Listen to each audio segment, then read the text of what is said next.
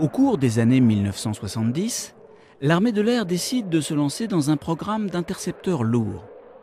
Cet avion du futur sera trop coûteux pour les moyens de l'État français, mais de son étude naîtront deux projets. Le Mirage 2000, dont le développement se fera avec un financement public, et le Mirage 4000, avion biréacteur, dont l'étude sera laissée à la charge de l'avionneur Marcel Dassault. Le Mirage 4000 effectuera son premier vol en mars 1979, quasiment un an jour pour jour après le Mirage 2000, dont on connaît la suite de la carrière. Le Mirage 4000 était un appareil réellement extraordinaire. Son concept révolutionnaire et moderne ouvrait déjà la porte à la polyvalence. Hélas, il était surdimensionné pour les besoins français et beaucoup trop cher pour l'armée de l'air qui devra se contenter du Mirage 2000. Mais au moment même où l'armée de l'air se lance à fond dans le programme Mirage 2000, une autre réflexion s'engage sur un futur avion de combat tactique qui devra succéder au Jaguar et ancien Mirage à l'horizon des années 90. L'armée de l'air exprimait le besoin d'un avion de combat offrant une polyvalence élargie et équilibrée qui permettrait de remplacer 7 types d'avions à l'horizon 2000-2010. Le Jaguar, pour les missions d'attaque air-sol et la reconnaissance.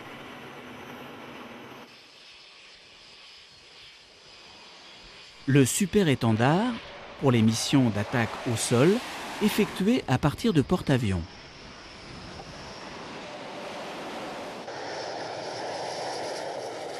Le Crusader, pour les missions embarquées de couverture aérienne du groupe naval.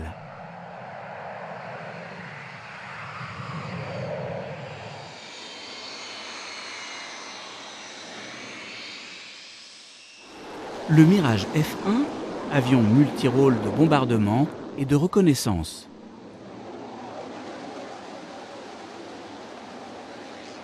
Les Mirage 2000 N et D, pour les missions d'attaque de précision et d'interdiction aux moyens d'armes nucléaires ou conventionnelles.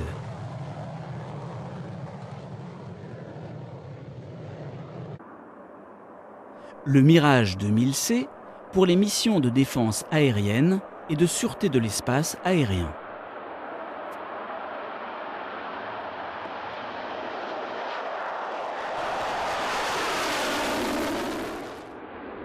Le Mirage 4, pour les missions nucléaires et les missions de reconnaissance. Deux de ces types d'avions devraient être embarqués à bord de porte-avions, avec toutes les implications résultant de cette capacité de projection de force, déploiement rapide, autosuffisance en matière de support et contraintes d'espace. Des discussions concernant la définition d'un avion ultra polyvalent s'étaient ouvertes dès 1978 entre la France, l'Allemagne et la Grande-Bretagne. En prenant en compte les besoins énoncés par chaque pays, cet avion devra savoir tout faire. Dès 1980, alors que les négociations au niveau européen se poursuivent, Dassault propose le lancement d'un programme de démonstrateur purement national qui portera le nom d'ACX. La course ne fait que commencer, mais pour Dassault, que le programme commun aboutisse ou pas, le niveau de compétence de son bureau d'études doit être préservé. En septembre 1982, à l'occasion du salon de Farnborough, les Britanniques présentent une maquette taille réelle de leur propre démonstrateur technologique baptisé AK pour Agile Combat Aircraft. Le 12 novembre de la même année, Charles Hernu, ministre de la Défense, annonce le lancement du programme d'avions de combat expérimental ACX. La mésentente se profile à l'horizon et en 1985, les chemins vont diverger. Paris quitte alors la table des négociations. La France veut un appareil léger, capable de se poser sur des porte-avions et assez polyvalent pour remplacer à terme tous les avions de l'armée de l'air. Par ailleurs, la France disposait d'industriels jaloux de leurs compétences et qui voulaient rester maîtres du jeu et de la technologie. La France décide de développer le Rafale. Le 4 juillet 1986, Dassault fait voler le Rafale A, premier démonstrateur. Propulsé par 2 réacteurs General Electric F404, l'avion laisse très rapidement entrevoir son potentiel. Et l'on peut déjà dire que le génie de Dassault éclatera une nouvelle fois au grand jour. Le Rafale sera un avion formidable, promis à une grande carrière. Il sera de ces avions mythiques qui resteront à jamais dans les mémoires.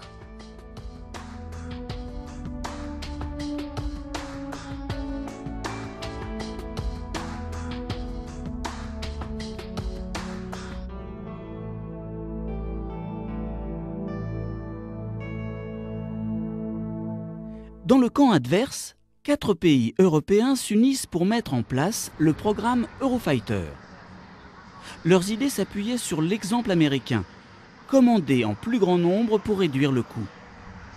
L'Espagne et l'Italie rejoignaient donc l'Allemagne et la Grande-Bretagne dans ce programme. Le pari de faire baisser les coûts grâce à la coopération échouera totalement et cette coopération se montrera souvent contre-productive. L'Eurofighter est, par exemple, le seul avion du monde dont l'aile droite et l'aile gauche ne sont pas fabriquées au même endroit.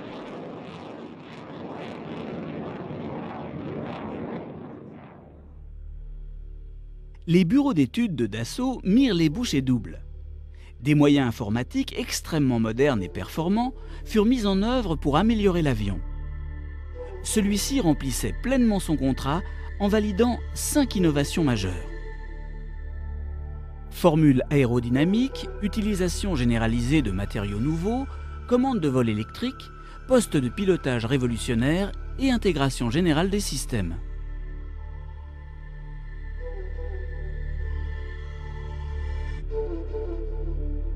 Mais le Rafale A ne reste qu'un démonstrateur et le bureau d'études de Dassault doit encore travailler pour réduire sa taille et sa masse qui dépassent d'1 tonne le poids des avions de série qu'il préfigure. Une cellule d'essai est installée au CEAT de Toulouse.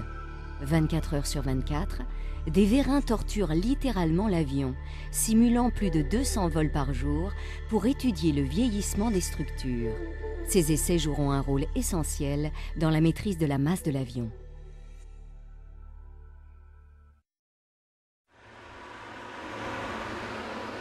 Une fois de plus, les ingénieurs de Dassault ont fait les choses bien et vite. Et le 19 mai 1991, le Rafale noir prend l'air avec près de 3 années d'avance sur l'Eurofighter. Le Rafale C-01 va pouvoir entamer une série d'essais et déjà il présente des différences significatives avec le Rafale A. Par exemple, il est dépourvu d'aérofrein, ce qui est une première dans les avions de combat. Le pilote dispose néanmoins d'une fonction aérofrein par une commande qui entraîne automatiquement le positionnement des plans canards à piquer tout en braquant les ailerons, de façon différentielle. Les ingénieurs ont fait là l'économie de la masse et d'une installation hydraulique spécifique.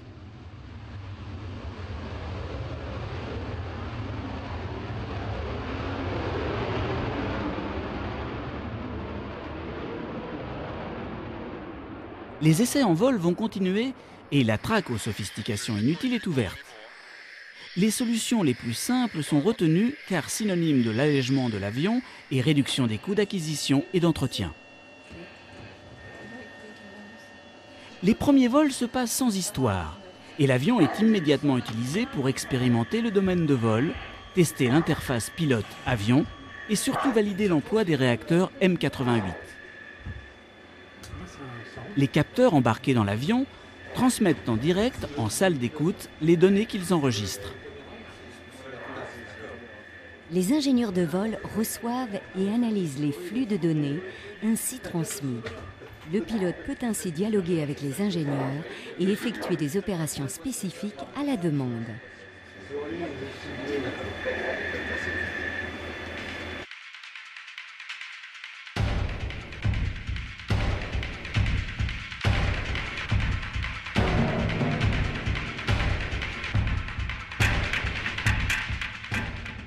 Le M88, développé par Snecma, est un moteur hautement modulaire afin de réduire son entretien.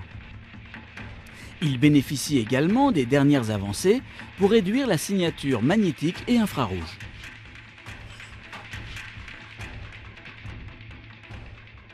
Avec une puissance de 50 kN plein gaz sec et 75 kN avec la réchauffe, il offre un rapport poids-poussée élevé.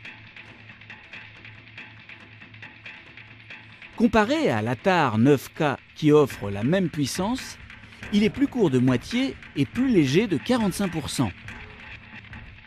La compacité du M88 n'est pas sans intérêt. Elle permet de réduire la taille du Rafale de série par rapport au démonstrateur. La cellule sera plus fine, les entrées d'air plus étroites, donnant à l'avion une silhouette plus compacte et surtout moins de traînées, améliorant ainsi les performances en vol. Au-delà de ces qualités, le M88 est un moteur très économe. Le Rafale C01 effectue sans aucun problème, en configuration lisse, des vols de près de 2h30. Lors de son entrée en service, le M88 doit être déposé et vérifié toutes les 150 heures. En janvier 2001, ce chiffre passera à 500 heures, représentant environ 2 ans d'utilisation opérationnelle. Avec l'étape 4, on passera à plus de 800 heures et à la fin 2005, tous les M88 bénéficieront d'un rétrofit en version E4. Fort de ce résultat spectaculaire, Snecma continue le développement du M88 qui devra donner dans l'avenir toute une famille de moteurs pour avions de combat. L'appareil prend part aux essais d'armement avec les essais de séparation des missiles. Le logiciel CATIA, véritable bijou, permet dans un premier temps de vérifier l'exactitude des calculs en effectuant des simulations qui feront gagner une nouvelle fois un temps précieux.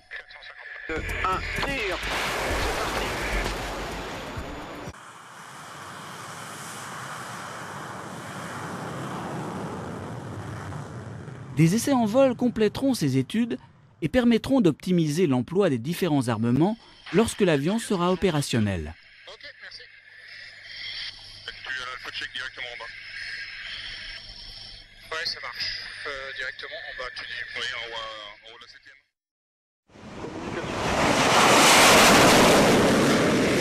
7e. Face aux besoins de l'aéronaval en matière de remplacement de sa flotte de super-étendards, la Marine nationale envisage un temps de faire l'acquisition de F-18 pour quelque temps.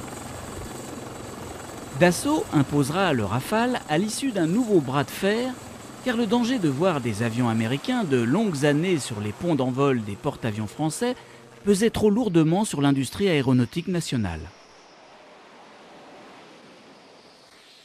Après une période de tension, qui n'aura que pour effet de retarder une nouvelle fois son développement, le prototype M01 effectue ses premiers vols et ceci rassure immédiatement. Le Rafale Marine sera un bon avion.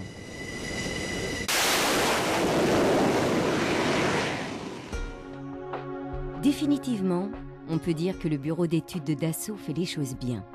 En effet, les ingénieurs ont abordé le problème dans le bon sens, en partant sur la base d'un Rafale Marine qui sera allégé plus tard pour être en adéquation avec les besoins de l'armée de l'air. Les essais, qui ont commencé en décembre 1991, vont se poursuivre jusqu'en février 1993. Le M01 va effectuer plusieurs campagnes embarquées et même subir une série de catapultages sur une installation terrestre aux États-Unis. De retour de cette campagne, au cours de laquelle il effectuera plus de 24 vols en configuration lisse sans aucun problème, le M01 se posera pour la première fois sur le Foch, piloté pour ce grand événement par Yves Kerhervé. Le catapultage aura lieu le lendemain et sera suivi par une série de 9 catapultages et appontages. Avec 2 avions disponibles, le développement s'accélère et des essais peuvent avoir lieu simultanément en France et aux États-Unis. En 1994, le démonstrateur effectuera son dernier vol en compagnie de 4 autres prototypes. Le programme se déroule normalement et Serge Dassault ne cache pas sa satisfaction de montrer que c'était le bon choix. Nous avons voulu démontrer que le programme Rafale se déroule parfaitement, conformément aux prévisions, et que nos 5 prototypes sont en état de vol. Nous avons aussi fait voler le premier démonstrateur dont aujourd'hui c'est le dernier vol, puisqu'il a terminé, si je puis dire, sa carrière de mise au point et d'essai, nos 2 Rafales marines et nos 2 Rafales air dans le biplace. Donc ces 5 avions sont parfaitement au point et le programme se déroule parfaitement conformément aux prévisions. Nous tenons les délais et nous tenons les performances. Il aura un énorme succès à l'étranger, d'autant plus que dans les années 2000, nous pensons, tel que l'on peut prévoir aujourd'hui, que la concurrence américaine, qui est très forte aujourd'hui, le sera beaucoup moins, étant donné que nous ne voyons aucun concurrent à l'horizon de programme et de notre avion Rafale.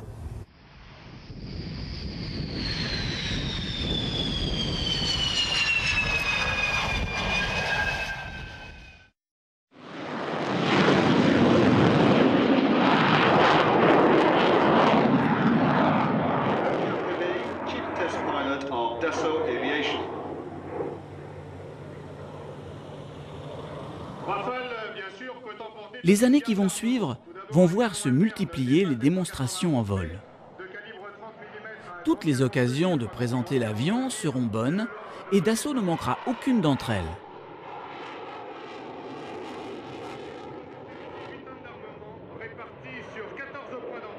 Toutes les versions seront présentées comme ici, au Salon du Bourget.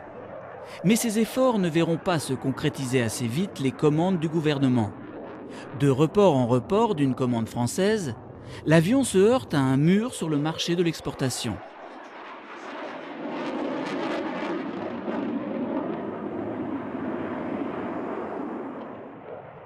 Son rival, l'Eurofighter, effectue les mêmes campagnes, mais il est servi par un carnet de commandes en meilleure forme.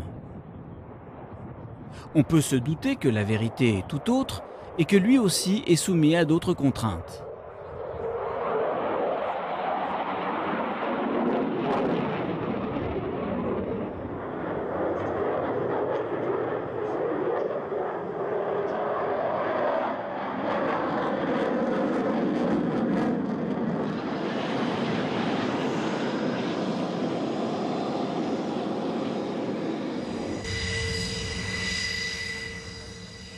Malgré la satisfaction affichée des présentateurs en vol, la situation est tendue et la concurrence s'organise. Les soviétiques viennent en force participer à nos meetings en présentant leurs Sukhoi Su-27 et autres MiG-29 qui, il faut bien le reconnaître, ont de quoi séduire au moins le nombre public par leur forme plutôt agressive et leurs évolutions remarquables.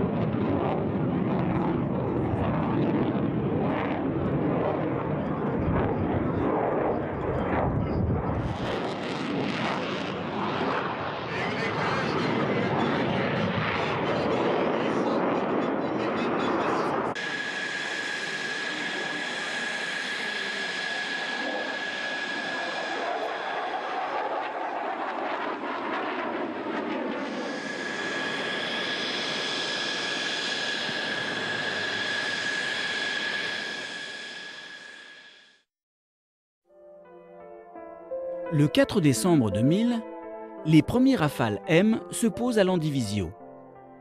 Pour la marine, c'est un véritable renouveau. Le Rafale dégage une image remarquable, mais doit de nouveau essuyer les plâtres de décisions politiques en faveur des économies. L'étape d'un avion de pré-série va être tout simplement annulée. L'économie financière est appréciable, mais aura l'inconvénient de laisser à la charge des marins le déverminage de l'avion. Avec beaucoup de philosophie dans un contexte tendu, les mécaniciens et les pilotes vont faire leur travail avec un très haut niveau de compétence et de motivation. Il s'ensuivra sur un pont et des ateliers parfois encombrés, une utilisation optimale des capacités de base du Rafale. Avec en moyenne 8 avions disponibles sur les 9 embarqués, le Rafale brille par son excellent taux de disponibilité en opération. La mission Héraclès fut un succès et aujourd'hui encore, le Rafale participe activement en compagnie des super-étendards à faire face à des offensives particulièrement vigoureuses de la part des talibans.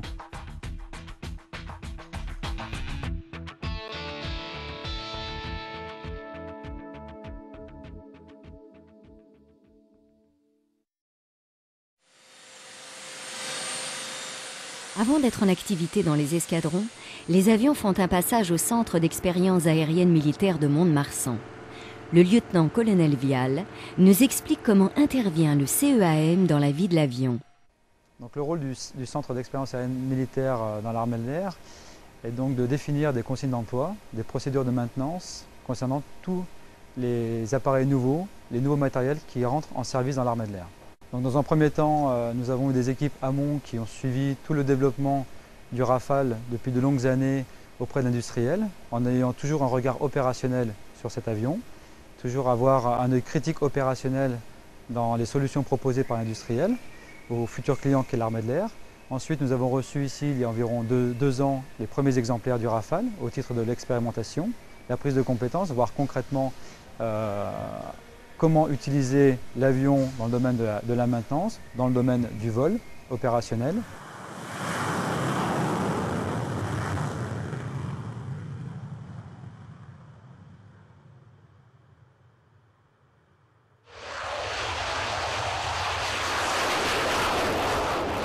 Dès l'instant que nous avons acquis une certaine expérience au sein du centre, nous avons commencé la transformation des premiers équipages des forces, en l'occurrence les équipages de l'escadron de chasse 1-7, donc nouvellement opérationnel sur cet avion. Les 20 premiers exemplaires du Rafale sont passés entre nos mains au titre de la maintenance, de la montée en puissance. Mais dès l'instant que nous avions terminé la transformation d'un noyau dur d'une quinzaine de pilotes et de 8 navigateurs sur Rafale, à partir de cet instant-là, l'escadron a été transféré sur Saint-Dizier avec ses appareils. C'est une grande première au sein des forces françaises. Nous avons décidé avec la Marine nationale d'expérimenter en commun la version Rafale F2, donc de la version armée de l'air et de la version marine, puisque les marins, à compter de l'été 2007, ils auront une flottille opérationnelle sur cet appareil.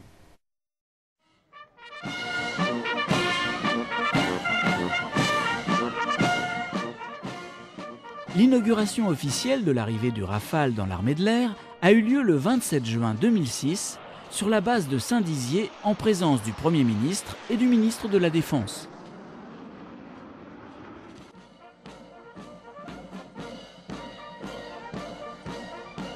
Le 1-7 Provence dispose aujourd'hui d'une vingtaine d'avions opérationnels.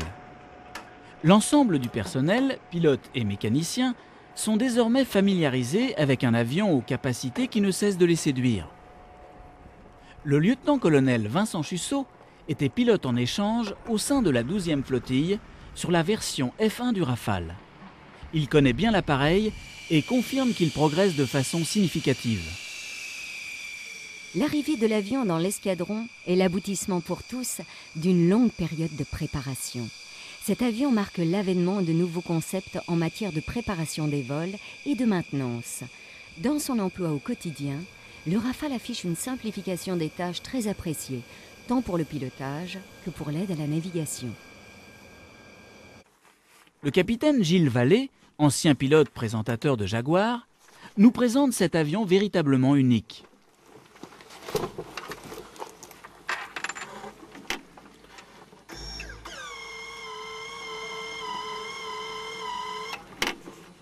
Dans le Rafale, c'est un mini-manche latéral qui bouge pratiquement pas. Une grosse manette des gaz, côté gauche, avec un faible débattement. Ensuite, pour piloter, on a un gros viseur où on a beaucoup d'informations, genre le vecteur vitesse, l'altitude, le cap et diverses informations concernant le tir RR et air-sol. La vision tête moyenne, où il y a toute la situation tactique. une télévision à droite et une télévision à gauche. Après, en fonction de la phase de vol dans laquelle on est, on peut afficher différentes infos. À gauche, notamment tout ce qui est contre-mesure électronique. Et à droite, par exemple, la vision avec l'OSF.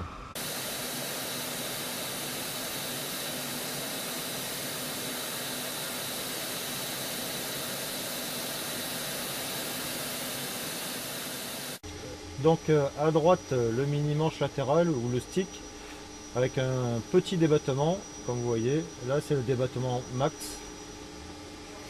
Ensuite, une dizaine de boutons sur cette manette.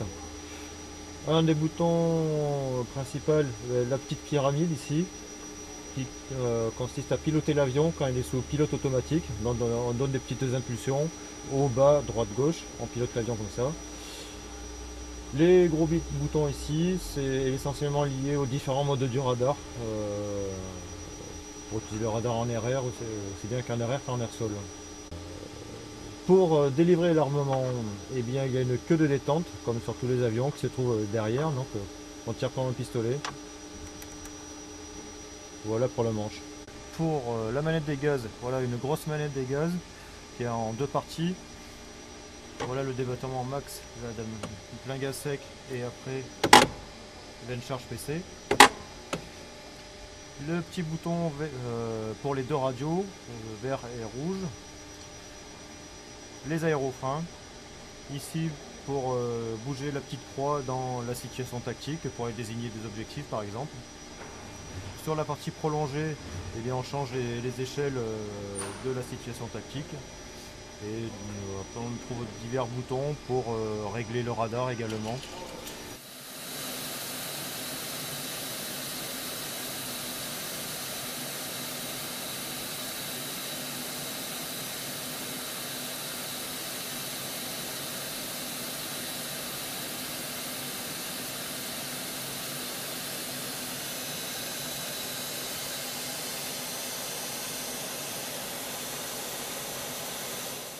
C'est un avion très facile à piloter. Moi qui ai fait du Jaguar, avion ancienne génération, je n'ai pas éprouvé de difficultés particulières.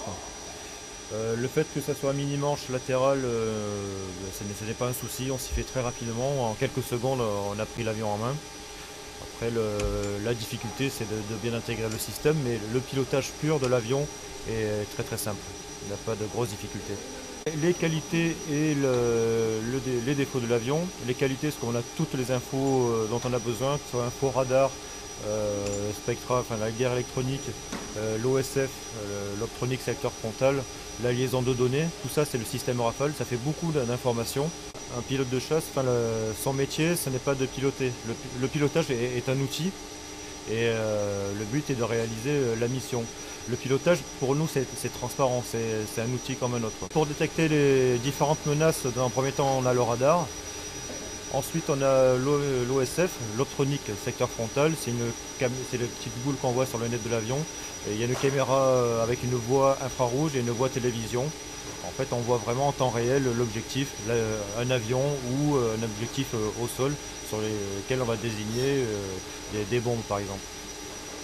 On a aussi la liaison de données avec un AWACS ou un centre de contrôle au sol ou entre chasseurs, entre rafales, on peut s'échanger des informations via liaison 16, les transferts de données.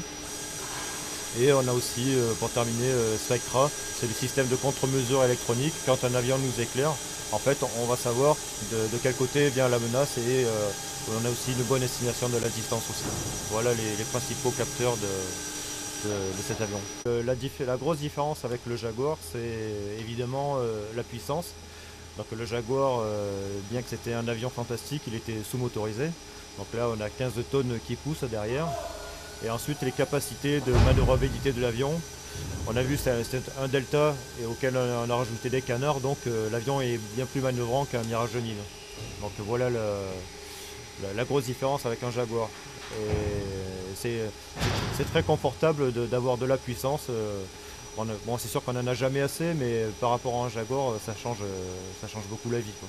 On est plus confortablement, on a plus d'aisance dans nos missions, quoi.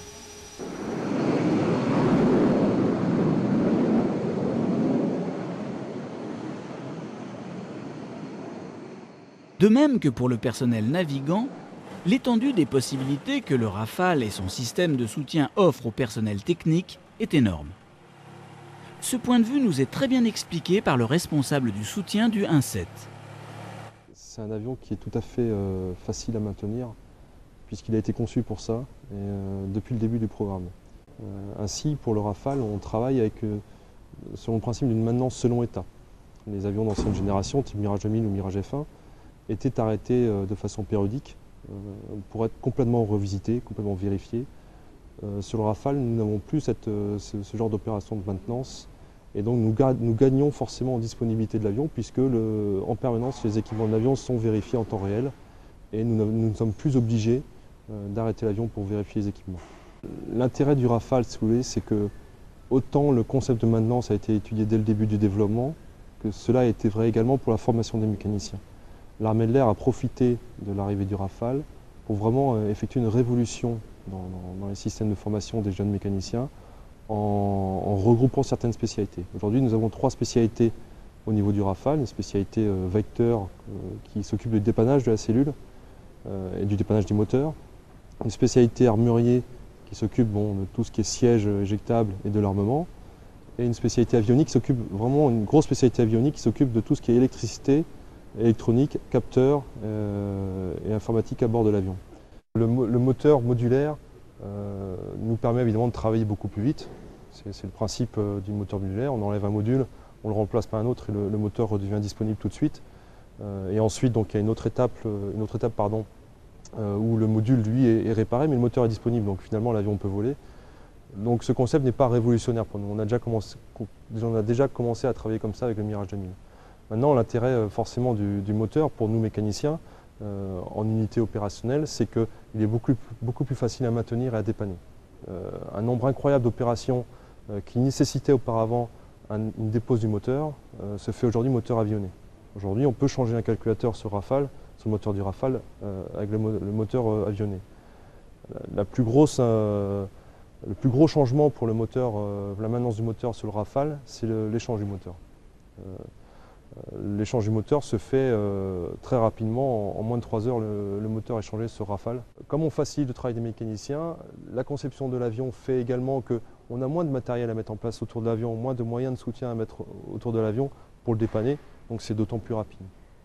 Un avantage également très intéressant pour la technique, qui est évidemment tout à fait utile pour les opérationnels, c'est la sécurité centralisée sur l'avion. Aujourd'hui, la sécurité centralisée sur l'avion fait qu'en tirant une manette, l'avion est complètement sécurisé. Les pilotes préparent quotidiennement leur mission. Les données de vol sont consignées par le navigateur, par exemple, dans une cassette très complète. Tout est pris en compte. Plan de vol, bibliothèque électronique, situation tactique ou encore pré-réglage des capteurs. La mission, c'est une strike.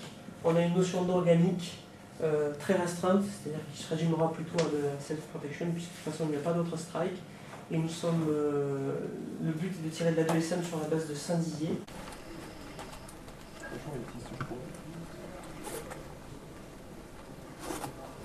À l'issue du briefing, les équipages se préparent et regagnent les avions en étant certains d'effectuer leur mission dans les meilleures conditions. Traditionnelle signature de la forme au bureau piste et direction le parking.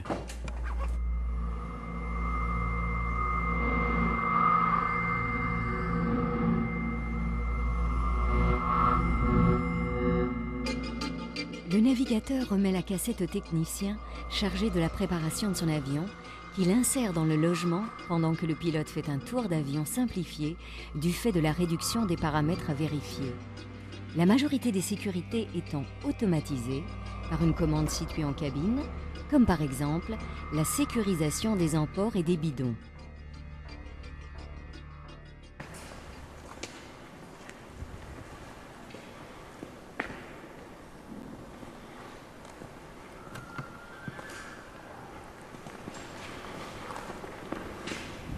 Dans le moteur, pas de carburant.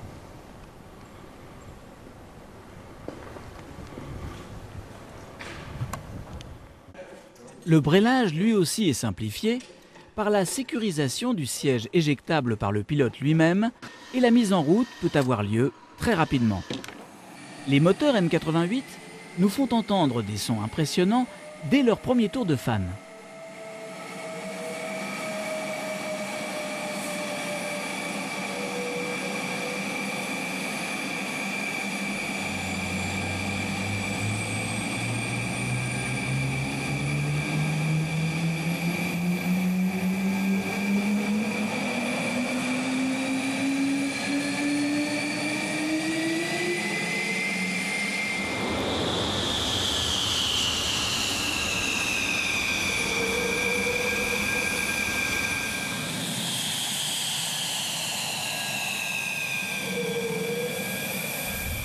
Les avions rejoignent le taxiway dans le grondement plutôt mélodieux des réacteurs et s'envolent pour une mission lointaine.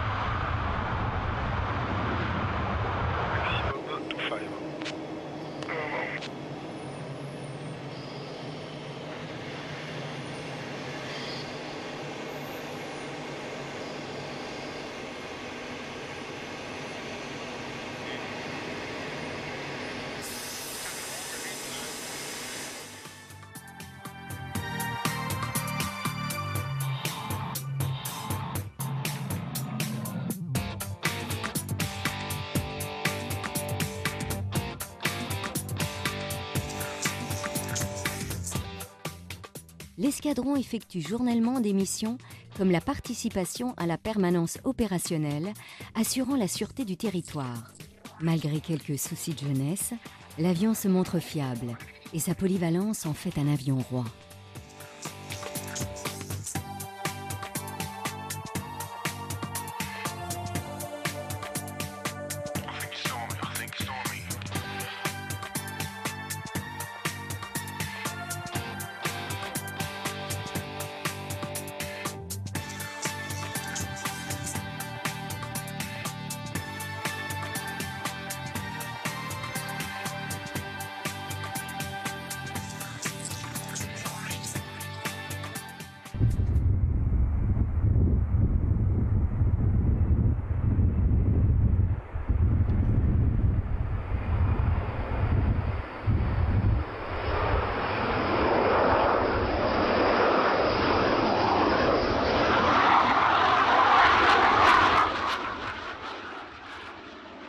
De retour de vol, on remarque que contrairement au Mirage 2000, il n'y a pas d'armurier en bout de piste.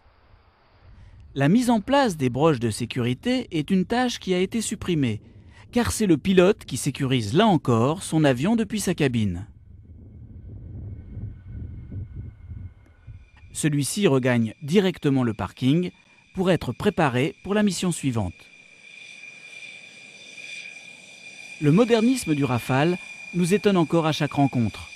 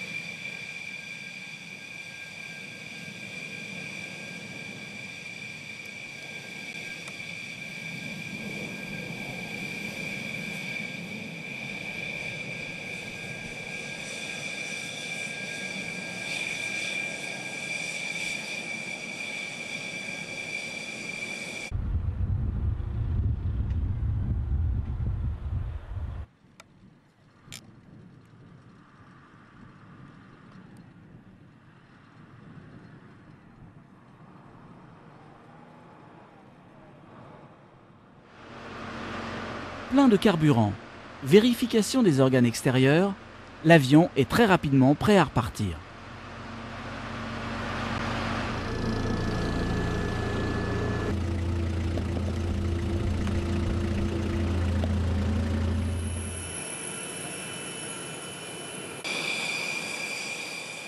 De jour et de nuit, les missions s'enchaînent.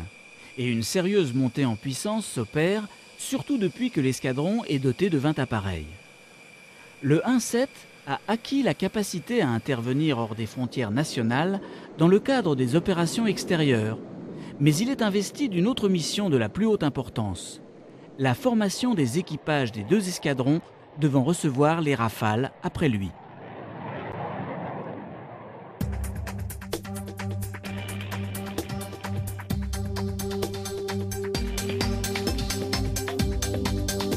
La mission peut imposer de procéder à un ravitaillement en vol. Cet exercice ne présente bien entendu aucune difficulté, mais il faut remarquer que la frugalité des réacteurs M88-2 de Snecma contribue à la réalisation de missions de longue durée. Le Rafale dispose d'une capacité d'emport en carburant de 4,7 tonnes en interne et de 6,8 tonnes en externe. La charge externe peut être mise en place sur 5 points d'emport. Dans ces configurations, le Rafale peut effectuer des missions de ravitaillement de type buddy-buddy, là où l'espace aérien n'est pas accessible aux avions citernes.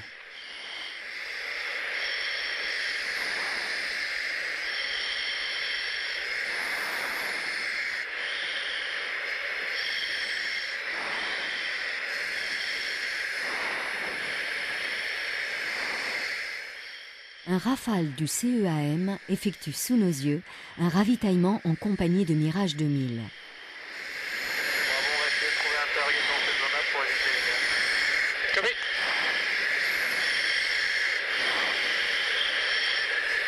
Il aurait pu me dire qu'il partait au cap. Ouais, ça aurait été pas mal, ouais. Ça aurait été pas mal.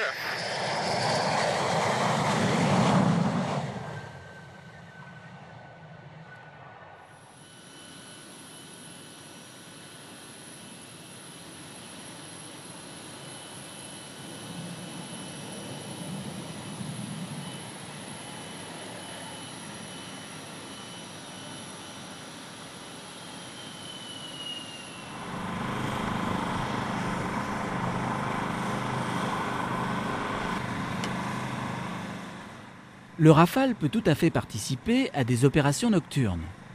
Les équipages s'entraînent là encore le plus possible, mais cet exercice est limité à une sortie hebdomadaire pour réduire les nuisances sonores pour les riverains des bases.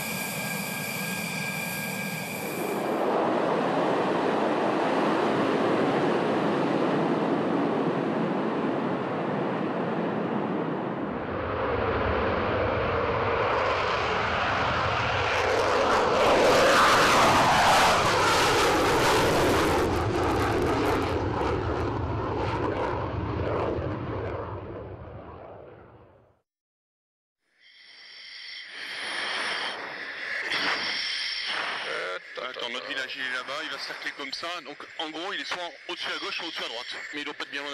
Confirme base level. Ok, 5 nautiques 5 au tac rangé avec lui. Ouais, attends.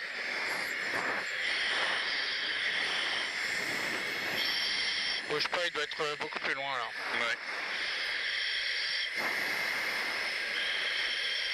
Ah bah toi t'es trifose.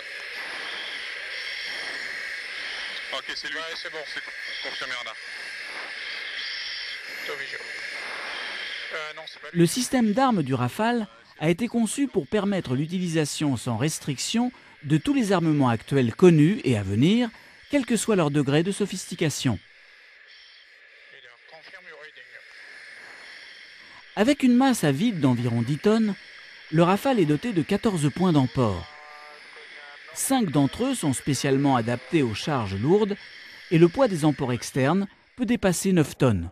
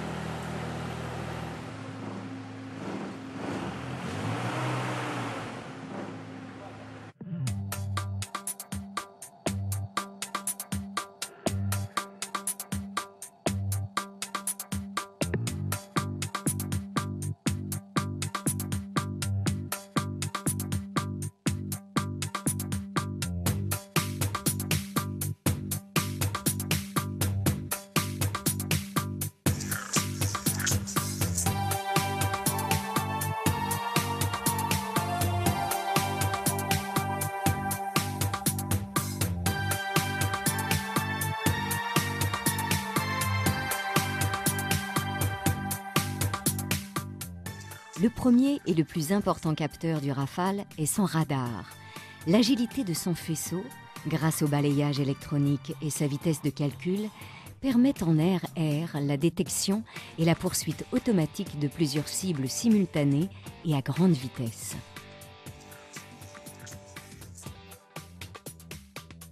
Il permet l'élaboration en temps réel de cartes 3D pour le suivi de terrain et l'affichage d'une carte 2D pour la navigation avec génération d'images haute définition et détection de cibles terrestres ou maritimes.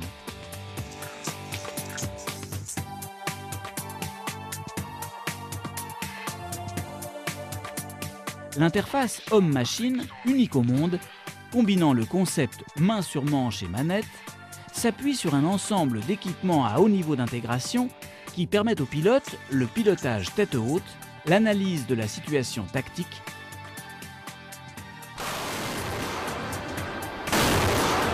l'acquisition et la désignation visuelle rapide de cibles, la gestion des ressources système.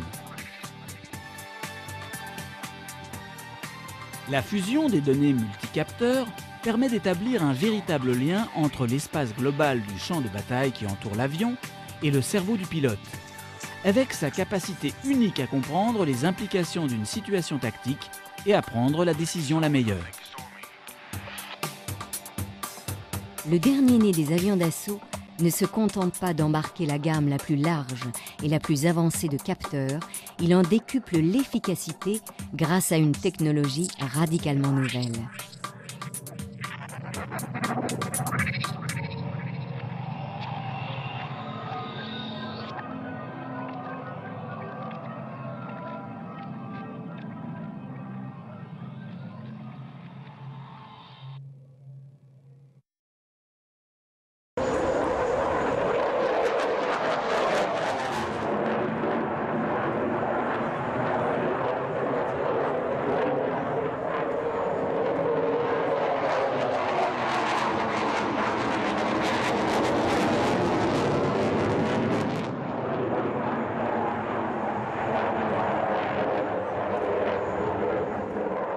Capable de combiner des missions d'attaque au sol et de combat aérien durant la même sortie, capable d'accomplir simultanément plusieurs tâches telles que le tir air-air à longue distance pendant une phase de pénétration à basse altitude, le Rafale est aujourd'hui un avion hautement opérationnel.